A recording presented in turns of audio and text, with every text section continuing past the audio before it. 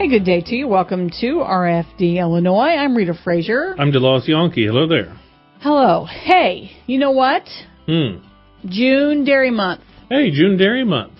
How crazy was it that you had Darren Copeland on the talk show on Thursday of last week? Right. And soon after, you were just off the air, and I show up at his doorstep. How about that? He couldn't get enough of us. Well, that's good. That's good. Yeah.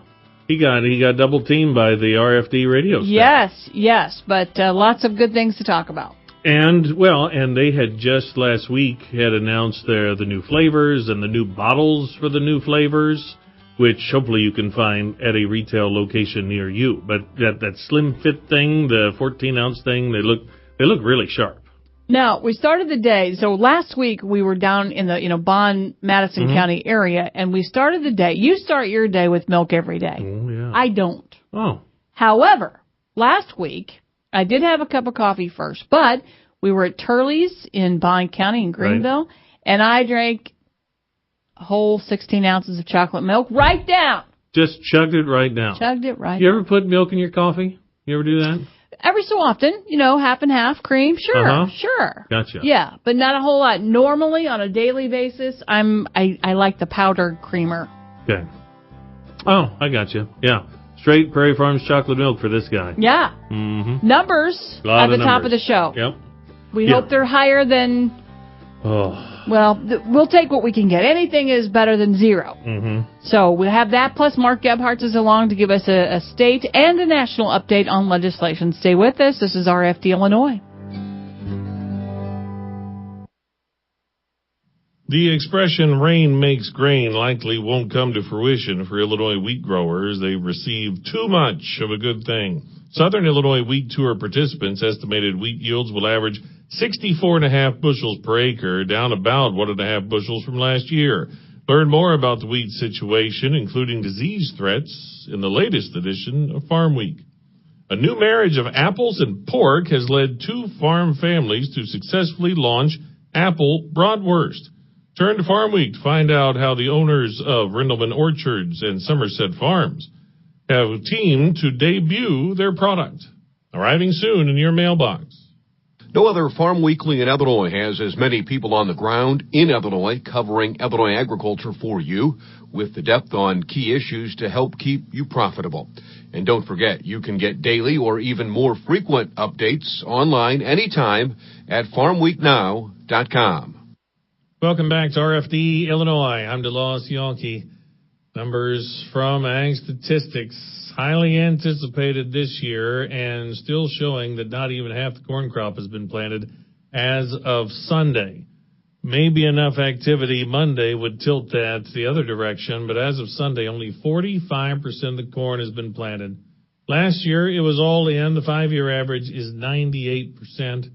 32% has emerged behind the 5-year average of 91%. Only 21% of soybeans have been planted behind the 5-year average of 84%. 13% is emerged behind the average of 65%. First cutting of alfalfa, only 23% complete. The 5-year average is 62%.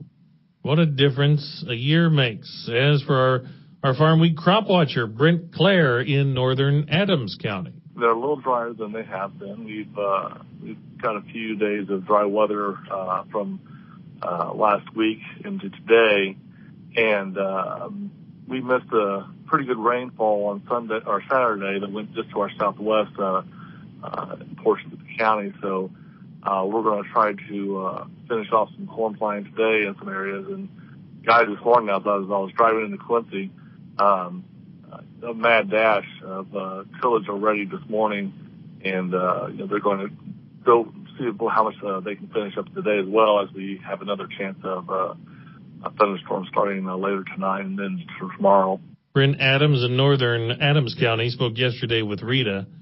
He is one of the Farm Week crop watchers. You can find his and the other reports in each week's edition of Farm Week. National numbers came in a little bit less than expected. Analysts were expecting around 71% for corn. That number turned out to be 67% as of Sunday, and emerged for corn 46%. Only 39% of soybeans have been planted, which means 61% hadn't as of Sunday, and only 19% had emerged. So both cases way behind average and also less than what analysts were expecting. Jim Taylor will have an overnight market update in a little bit. Ken Casson is a farmer and a farm broadcaster in McLean and Livingston County.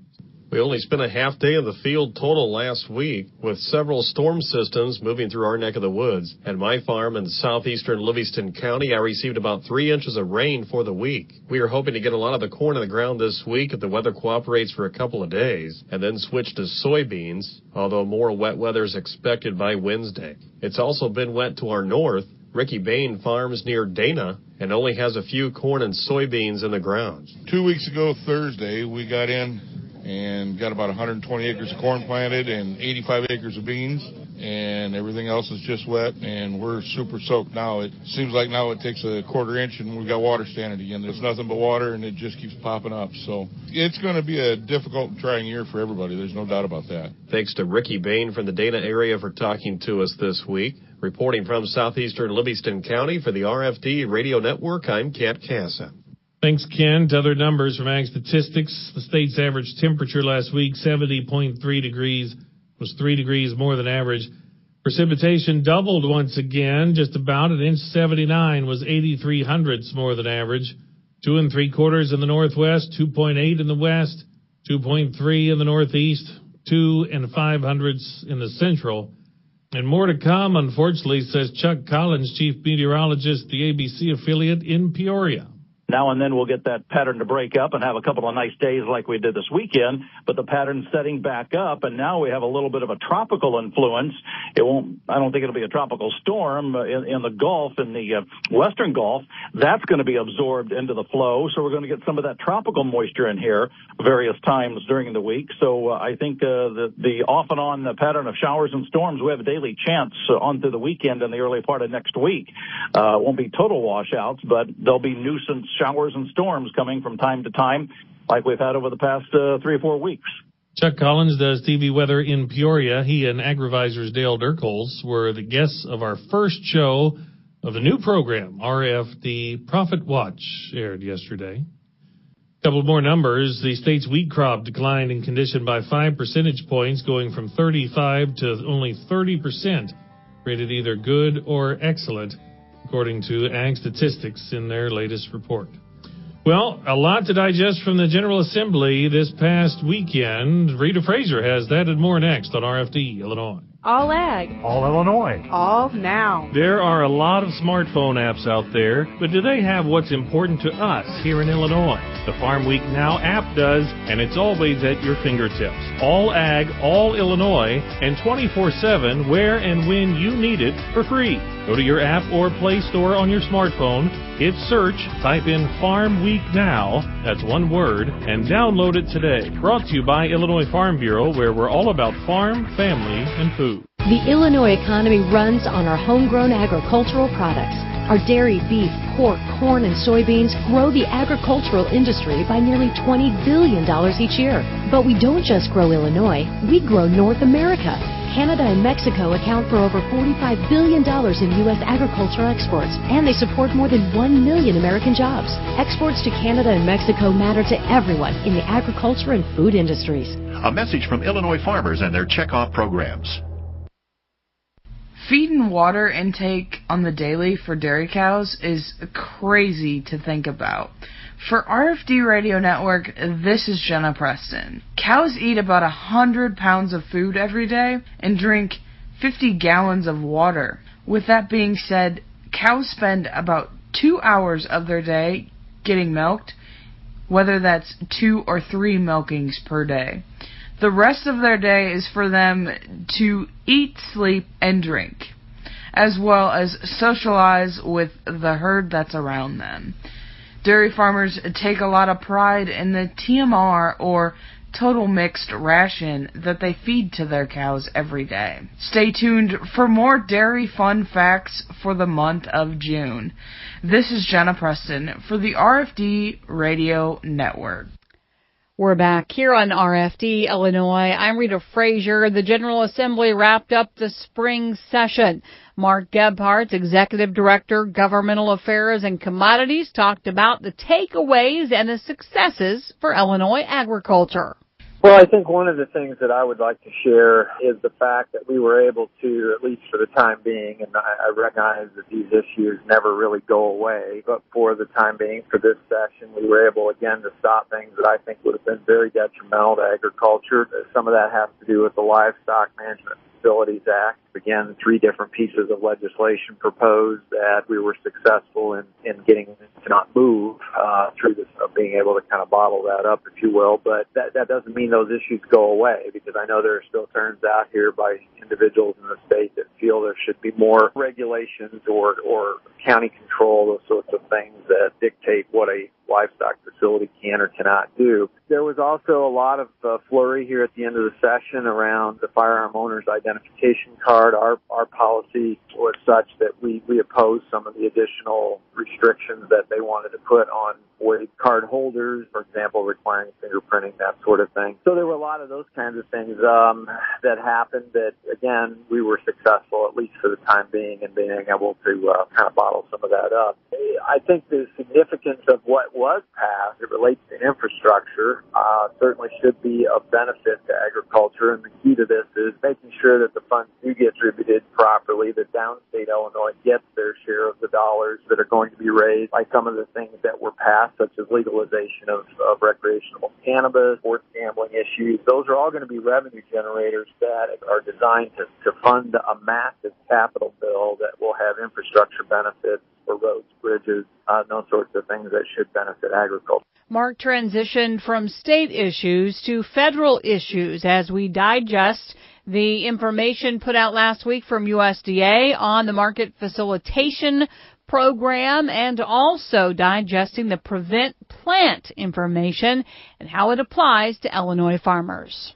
Yeah, a lot of details. And as you know, Rita, we had a ton of unanswered questions around this, I guess, second phase, if you will, of the market facilitation program and how it will or will not impact the Prevent Plant provisions of crop insurance and who's eligible and who's not eligible. We did the webinar last week for all of our members. Doug Yoder and his team in country did a great job of trying to explain the ins and the outs of Prevent Plant. And unfortunately, there's more questions still than answers, but I think we're making progress, and we've communicated. When I say we, Illinois Farm Bureau has had direct communication through President Gebert to President Duval at AFDF on this on a number of times last week, and then we had put together a letter to the issues related to the market facilitation program that was forwarded to Secretary Perdue in AFDF using some of these things, but we're trying to address the issues so that we do not adversely impact planting decisions that would skew the market.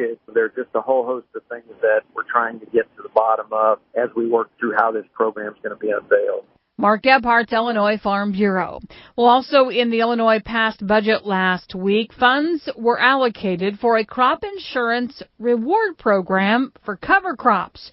For more on that program, we talked to Chris Reynolds with the American Farmland Trust. Fall covers for spring savings. So about a year and a half, a coalition of partners here in Illinois started working on a program to bring a crop insurance reward for cover crops pilot program to Illinois. And what this program would do would be to provide farmers with a $5 reward or reduction on their crop insurance bill if they were planting cover crops on their field as a risk reduction tool. So we're really excited that this was included in the budget as a line item through the Illinois Department of Ag. So this fall, for the 2020 crop year, farmers who are not in other federal programs or state programs receiving assistance will be able to make an application and get $5 off on their crop insurance for next year. This year's funding amounts to enough to cover 50,000 acres here in Illinois. Mentioned there the 2020 crop year. Yeah, so this fall, so as guys are thinking about planting cover crops this fall, they would be eligible for this reduction on next year's crop insurance bill. Now, it offers $5 off a crop insurance, so that would be per acre for an individual farmer. That is correct. So farmers who are not in any other programs, whether it's a state or federal program, could receive this reduction on their crop insurance bill. It's a way to recognize cover crops as a risk reduction tool. Cover crops are also recognized as one of the main practices to help reduce nutrient loss from non-point agricultural sources. And the nutrient loss reduction strategy that came out in Illinois in 2015 recognized that cover crops can have up to a 30 to 50% reduction in nitrate and phosphorus losses. So it's a way for the state to promote this as a practice to help improve water quality in Illinois. Where can folks find out? Where would you send them if they had questions about this program? We will have more information coming out shortly as the Department of Ag, starts to work on this pilot program for here in Illinois. You can find out more information on our website at farmland.org. That's Chris Reynolds with the American Farmland Trust. With that, we'll break for markets and weather. With the RFD Ag Market Summary for this Tuesday morning, I'm Jim Taylor. Corn slightly lower, beans slightly higher, and wheat ending Monday double-digit higher. July corn closing at 424 1/4, down 2 3/4. September corn down 2 1/4, 433 3/4. December corn 441 3/4, down 2. July beans closing at 879, up 1 1/4. August beans up 1 1/4. 885 3/4. September beans 893, up 1 1/4. July wheat closing at 519 3/4, up 16 3/4. September wheat up 16 1/4, 526. December wheat up 15 1/2, 538 3/4. July bean meal 320.50, down 80 cents. July bean oil 27.34, down 1/4. In current electronic overnight trading, July corn up 6 3/4. September corn up 6 1/2. December corn up 6 3/4. 448 1/2. July beans in the overnight up 10 1/4. August beans up 10 1/4, and September beans up a dime, 903. July wheat in the overnight down 5 3/4. September wheat down 6, and December wheat down 6, 532 3/4. In the outside markets, August Brent crude oil 61.28. That's down 71 cents a barrel. The August gold contract 1328.50, up 60 cents this morning. In the livestock market from Monday, June lean hogs 81.57, down 15 cents. July lean hogs down 140, 84.52. June live cattle 106.77, down 170. August live cattle 102.80, down 27 cents. August feeders 133.50, up 37 cents. September feeder cattle up a nickel, 134.12. And Illinois direct barrels and gilts trading steady on Monday at 48 to 55. And I'm Jim Taylor for the RFD Radio Network. Good morning. This is Dan Hicks from Freeze Notice Weather with the early morning ag weather update on the RFD Radio Network for this Tuesday morning. Much of the central and eastern Midwest had some dry time on Monday, with increasing coverage of rain occurring in the western part of the region. Daytime highs in the 70s and low 80s were common. Some showers and thunderstorms moved into the northern half of Illinois overnight, while farther south, most areas remain fairly dry. Coverage and amounts of shower and thunderstorm activity will be increasing through midweek across Illinois during the day today through Wednesday, as a weak system begins to move slowly eastward. Later in the week, drier conditions will return to the northern Midwest, including some far northern parts of Illinois, while farther south, additional showers and thunderstorms are expected into Thursday and Friday. It does look like heaviest rainfall amounts in the Midwest through the end of the week will occur in the southwestern areas, including some southern parts of Illinois, where some 1 to 3 inch rainfall amounts are expected over the next 3 or 4 days. As you move farther north and east, total rainfall during this period will be lighter. Some far northern parts of Illinois may pick up only around a ½ inch of additional rain through Wednesday and Thursday. Daytime high temperatures will be mostly in the 70s and 80s through the end of the week. An active weather pattern will continue in most areas this weekend, with some additional showers and thunderstorms across most of the Midwest. Then a drier period of weather is expected across the region early to mid next week. Right now it looks like 6 to 10 day rainfall amounts will average near to above normal from Illinois eastward and near to below normal from Illinois westward. 11 to 15 day rainfall amounts should average fairly close to normal in most locations. Some cooler weather will start to move back into the region for the 6 to 10 day time frame. It does look like 6 to 10 day temperatures in much of the Midwest will average near to below normal. Once again, this is Dan Hicks from Freeze Notice Weather on the RFD Radio Network. As you prepare for planting season, remember your neighbors. Whether you're an applicator, grower, or beekeeper, use FieldWatch to register your farm and monitor for sensitive sites around you. FieldWatch is a free, easy-to-use online mapping tool. Consulting FieldWatch is now a requirement for the over-the-top use dicamba products. Communicating with your neighbors will help you protect your farm and the environment. Don't wait. Go online to fieldwatch.com. Growing agriculture. We grow best together. Yes, I listen to a lot of talk radio, but I wouldn't call myself a political junkie. I guess that's why I like being a member of the Illinois Farm Bureau. No matter what my comfort level is, Farm Bureau has something for me and my farm. As an Illinois Farm Bureau member, I can pick and choose what's best for me, from reading election news in Farm Week to actually going to Washington. That's enough to make me a policy nut after all. Call your county farm bureau and customize your membership today. RFD Radio Network's DeLoss Yankee connects rural routes for you. DeLoss delivers essential farm and food-related news to our listeners. His witty voice has been heard on the air for more than 2 decades. Here's a bit about his rural roots. Growing up on a farm prepared me for my career. I try to know a little about a lot of things and let the people I interview be the experts. I've always wanted to be on the radio. I'm just happy to do what I enjoy. Be it routes or roots, RFD Radio, FarmWeekNow.com, and Farm Week keep you connected. Spring is here and things are buzzing. Farmers and pollinators are working together to help feed us. In fact, 1 out of every 3 bites of food we eat exists because of bees, butterflies, birds, bats, and other insects. Pollinators are important to our food system and the ecosystem overall. That's why farmers and those in the agricultural industry are working together to protect pollinators through education, research, and conservation efforts. Visit ILAGformonarchs.org to join the buzz. That's ILAGformonarchs.org.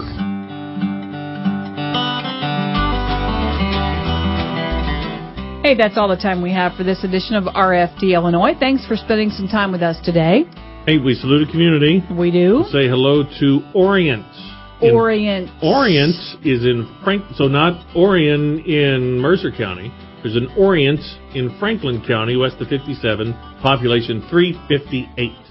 We say hello. Hello. Brought to you by Country. Your farm is your family's legacy and part of your hometown heritage. While you work sun up to sundown to get the job done, we're here protecting the things you love every step of the way. Country Financial. Learn more at countrycrop.com. For Jim Taylor, I'm Rita Frazier. I'm DeLoss Yankee. Have a great day.